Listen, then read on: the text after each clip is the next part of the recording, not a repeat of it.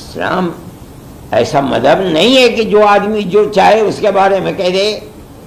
کل اللہ کے نبی کی نبوت کی زندگی 23 سال ہے.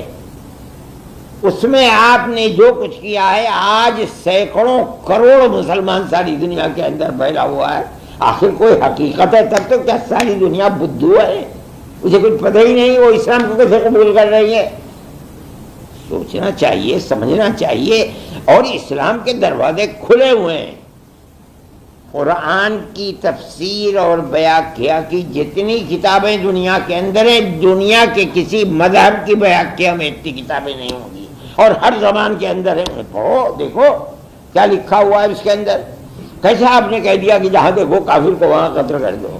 قتلی کو روکا کس طرح جائے؟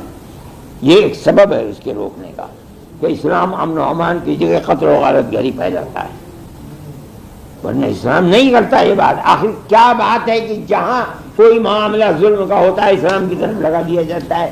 اسلام کی تصویر کو پیش کیا جا رہا ہے کہ اسلام ایک ایسا مذہب ہے کہ جو کافر کو قتل کرنے کے لیے کہتا ہے، بلا وجہ کسی کو قتل کر دیتا ہے، دہشت گردی کی تعلیم دیتا ہے. کیوں ہے اسلام ایسا مذہب ہے بھائی؟